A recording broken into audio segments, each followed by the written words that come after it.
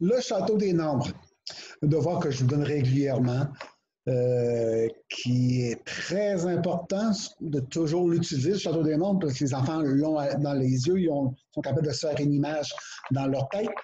Alors, qu'est-ce que je vous demande de faire pendant le congé jusqu'au retour au mois de janvier, c'est de pratiquer de temps à autre, comme on fait depuis le début de l'année avec le château des nombres.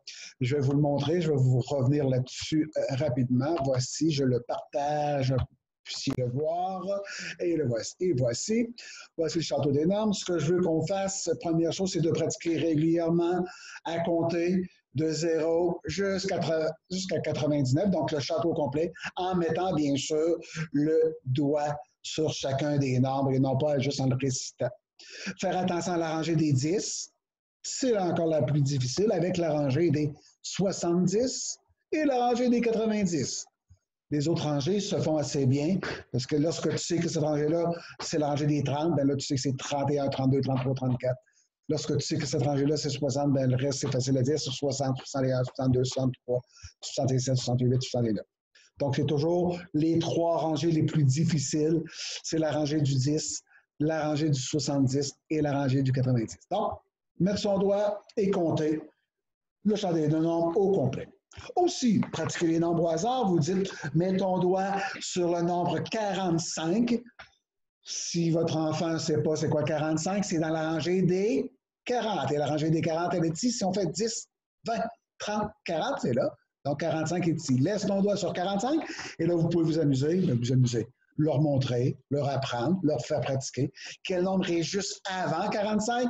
Il doit le nommer, 44. Quel nombre est juste après 45? C'est 46. On peut aussi faire deux nombres. Tu es dans la rangée des 30, mets ton doigt sur 32, qui est ici, et mets ton autre doigt sur 34, qui est là. Et là, vous demandez quel est le nombre qui est entre 32 et 34. Vous leur faites toujours placer les doigts pour qu'ils puissent le voir.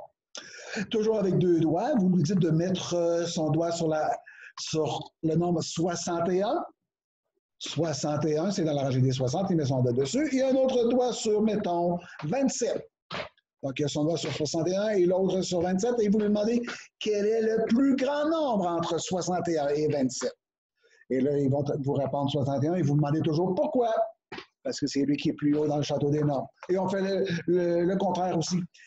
Entre 61 et 27, lequel est le plus petit nombre?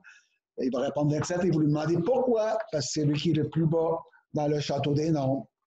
Donc, c'est ça que lorsque j'écris sur la feuille de devoir, que je veux vous pratiquer le nombre avant, le nombre après, le nombre entre, le nombre le plus grand, le nombre le plus petit, c'est de cette façon-là, toujours en faisant mettre le doigt à votre enfant. Aussi, avance-recul, vous dites à votre enfant, mets ton doigt sur 12. 12, c'est dans la rangée des 10. Mets son doigt sur 12.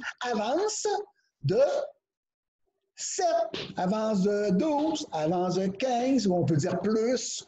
On va ensemble, j'ai déjà commencé ça, donc votre enfant le fait. Donc, c'est plus 12, ça fait 1, 2, 3, 4, 5, 6, 7, 8, 9, 10, 11, 12. Et donc, ça fait 24. Il y a des petits wise, il y a des petits vite qui vont comprendre rapidement que 12, si je fais plus 12, ben ça va aller plus vite. Il y a des passages secrets dans le château des nombres. On peut faire 10, 11, 12, mais ça, vous le laissez découvrir par lui-même. On ne lui remonte pas tout de suite. Et on fait aussi recul. Mets ton doigt sur 46, et 46, c'est dans la rangée des 40, et recul de 7, recul de 9, recul de 15. Et là, l'ami fait de cette façon-là 1, 2, 3, 4, 5, 6, de 5, 6, 7, 8, 9, 10, ainsi de suite. Et là, lorsqu'il arrive à la réponse, ben, il dit le nom. Donc, c'est pratiquer ces 5 choses-là. Le nombre avant, le nombre après, le nombre entre. Ensuite, vous lui nommez 2 nombres et vous lui demandez lequel est le plus grand, lequel est le plus petit. Et vous lui demandez pourquoi. Et enfin, vous jouez à avance-recul. Ce qui fait, c'est le début de notre calcul. On commence à calculer les additions et soustractions de cette façon-là. Alors, c'est ça. S'il y a de quoi, gênez-vous pas. Je peux vous donner des précisions. Bonne pratique avec le château des nombres.